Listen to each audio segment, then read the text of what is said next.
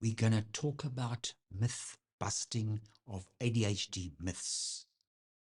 And I'm going to mention 5 important myths that I see in my practice and cause huge harm to children and their future.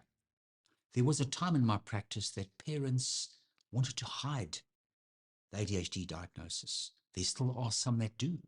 They're worried about what their parents, the in-laws, the grandparents will say. And that's the first start of the whole myth and this kind of subculture of denial of what ADHD is. So let's talk about some of those myths. Some of them is, can you grow out of ADHD? Is ADHD real, or is it just an excuse for being naughty and lazy? And aren't we all a little bit ADD? These myths not only promote shame, but misdiagnosis, and even doctors I've heard via patients have kind of said, just give it some time. He's a boy. He will grow out of these things. Haven't you heard those problems? Or, he's a bit lazy. He can do it sometimes, or she can do it sometimes, but not all the time. I'm sure it's just, maybe it's the parents, maybe it's the teacher, maybe it's that teacher last year. This year's teacher seems to be better, or vice versa.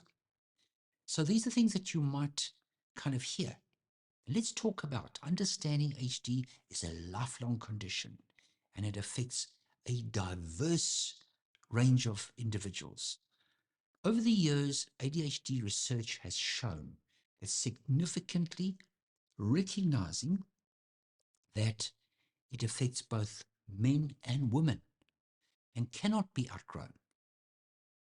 The emotional dysregulation is now acknowledged as an important part of the symptom. People didn't think about the emotions as being part of the problem, just busyness or a daydreamer. But that edginess, that quick to temper, that irritation in the car when they're driving, problems with speeding, kind of overreacting, overly sensitive. So these are problems we need to talk about and realize that they're part of ADHD. However, outdated misperceptions still sabotage health outcomes for many children. Let's address some of these myths and provide some comprehensive understanding. Number 1, ADHD doesn't exist. Everyone feels like this. Everyone feels a bit ADHD. The fact, ADHD is a real condition that affects a specific population and has been recognized over mainstream organizations in medicine, the American Academy of Psychological Association, the World Health Organization. You can't deny that this is 176 countries recognize it. And it is a neurodevelopmental disorder characterized, as you know, by the concentration, impulsivity, and busyness that significantly impacts daily living. It's a matter of degree. It affects you at home, work, school, not just in one kind of dimension. Myth number 2, you're just a busy working mom, and that's why you're scattered and can't get things done. So that would be sort of a cliche, a very kind of conservative and a rather condescending attitude towards what ADHD is in men and women.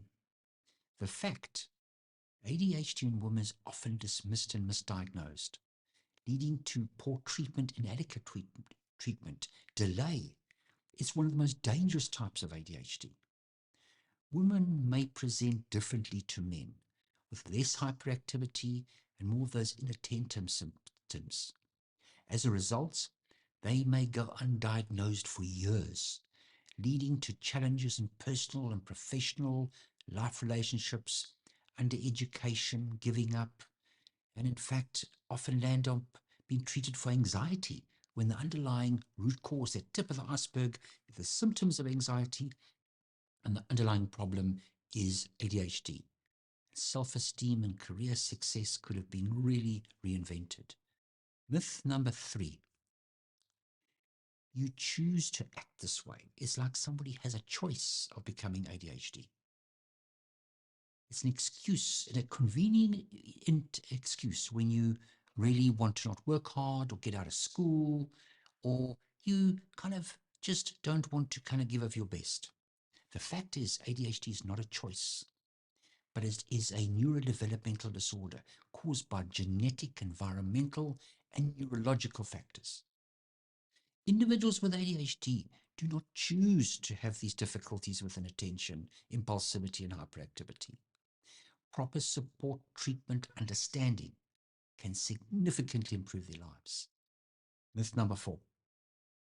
ADD is a problem of behavior rather than a neurological difference.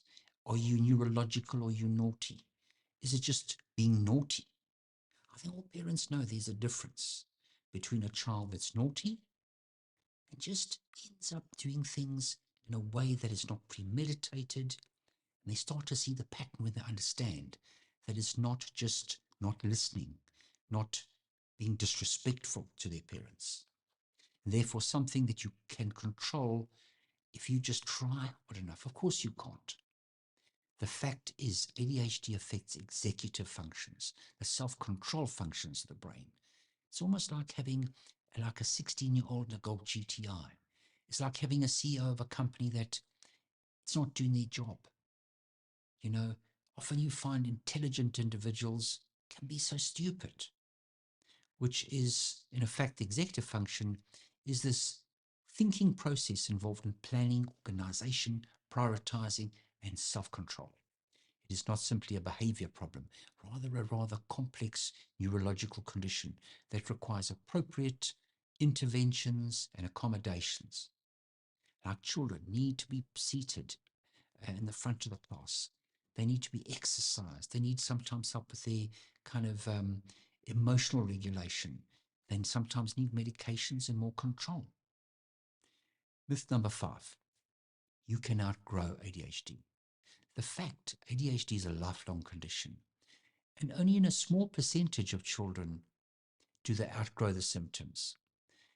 Enough to actually make the American Academy of Family Practitioners report that 2/3 of children with ADHD continue to struggle with the condition throughout adulthood. And in a recent study in 2021, it was found that 1 in 10 children with ADHD only outgrow these symptoms. You learn to find your path. You learn sometimes measures to control it, not necessarily with medication. So let's spread the truth about ADHD and support those affected by it. Please share this post and join us in dispelling these myths. Contribute your own life stories so that other parents can also realize that these are genuine problems, and together we can create a more informed and compassionate attitude